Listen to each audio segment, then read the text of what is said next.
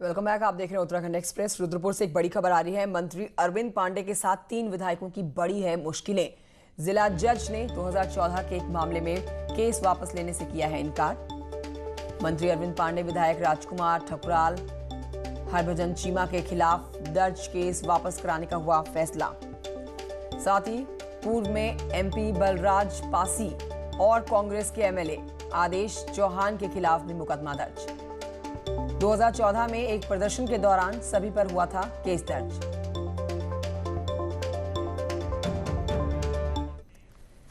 अगली खबर देहरादून से है, जहां पर आईपीएल में सट्टेबाजी में शामिल रहे अपराधियों पर पुलिस का कड़ा एक्शन लगातार जारी है। हाल ही में देहरादून में पकड़े गए आईपीएल मैच में सट्टा लगाने वाले गिरोह पर अब पुलिस गैंगस्टर एक्ट के तहत कार्रवाई करने वाली है।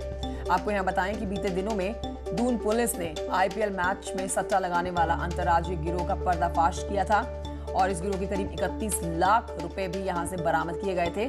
7 लोगों को गिरफ्तार भी किया गया है। देहरादून से खबर है, जहां पर प्रेम नगर इलाके में नाबालिग की शादी का मामला सामने आया। सूचना मिलने पर सीडब्ल्यूसी के लोगों के साथ ही पुलिस मौके पर पहुंचती है और शादी को रुकवाया जाता है। साथ ही लड़की का मेडिकल भी करवाया गया। अब बताया जा रहा है कि लड़की बिहार की रहने वाली है। बारात सहारनपुर से आई थी, जिसे बेरंग वापस लौटना पड़ा। राज्य के पर्वतीय क्षेत्रों में पर्यटन क्षेत्रों को बढ़ाने के उद्देश्य से शुरू हुई होमस्टे योजना अब तेजी से बढ़ सकती है। स्वामित्व योजना के कार्यक्रम के दौरान ही पौड़ी के किसान से पीएम मोदी के द्वारा इस मामले पर बातचीत हुई। उन्होंने स्वरोजगार के लिए होमस्टे योजना को महत्वपूर्ण बताया। कार्यक्रम में मौजूद राज्य मंत्री धन सिंह रावत को होमस्टे योजना के लिए वेबसाइट बनाकर इसके प्रचार प्रसार करने की बात भी कही गई थी। धन सिंह रावत का कहना है कि इससे तीर्थाटन और पर्यटन बढ़ाने की आशा है।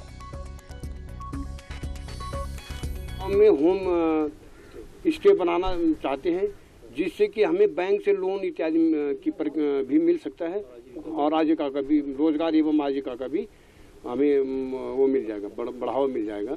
स्वामित्व योजना के तहत अगर आपने होम स्टे बनाना चाहता है, बैंक से ऋण लेना चाहता है, तो हमारे बैंक उसके लिए कोई मना करने वाले नहीं है। और एक बड़ी महत्वाकांक्षी योजना है, उन्होंने इसका जिक्र किया है।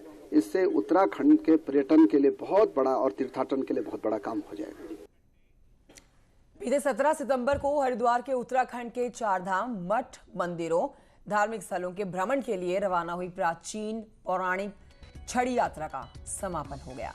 लगभग 5000 किलोमीटर की दूरी तय करके छड़ी यात्रा वापस हरिद्वार लौटी है। यात्रा की पवित्र छड़ी को जूना अखाड़ा स्थित माया देवी मंदिर में रखा गया।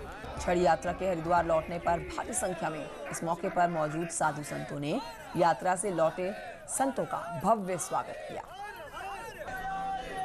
किलोमीटर की लगभग ये पूरी यात्रा थी और आज सकुशल पहुंच गई है। मैं सभी आप मीडिया बंधु सभी का धन्यवाद करता हूं कि आप भी इसमें पूरा योगदान दे रहे हैं। माननीय सरकार योगदान दे रही, हमारे एसडीएम साहब, डीएम साहब, हमारे मुख्यमंत्री जी, कैबिनेट मंत्री मदन कौशिक जी मंत्री, सारे इसमें सबका योगदान है। उत्तराखंड के ऊंचे इलाकों में होने वाले यारसा गंबू का इस बार दोहन नहीं हो पाया है। दुनिया के सबसे करामाती फंगस के दोहन नहीं होने से ऊंचे पहाड़ों के पर्यावरण के साथ ही भविष्य में इसकी पैदावार भी इस पर असर पड़ सकता है। देखिए रिपोर्ट।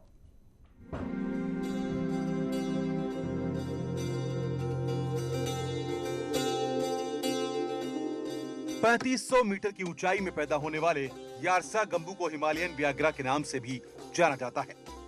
नेचुरल स्टेरॉइड के रूप में इसकी दुनिया भर में भारी मांग है। हिमालयन व्याघ्रा का सबसे बेहतर इस्तेमाल चाइना ही करता आया है। इस साल कोरोना संकट के चलते चीन और नेपाल के बॉर्डर पूरी तरह सील हैं, जिस कारण इसके दोहन में किसी ने भी खास रुचि नहीं दिखाई। साथ ही वन पंचायतों को भी दोहन की अनुमति नहीं मिल पाई है। दोहन नहीं होने से आने वाले सालों में इसकी पैदावार और बढ़ सकती है।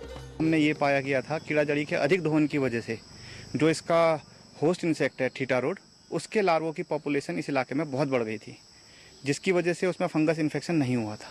लेकिन इस वर्ष जिस प्रकार का आपका कीड़ा जड़ी का दोहन नहीं हुआ है, तो उसके जो फंगस के स्पोर हैं वो ज़्यादा इन्वायरमेंट में फैले होंगे और अधिक उत्पादन की संभावना इसमें ज़्यादा देखी जाएगी।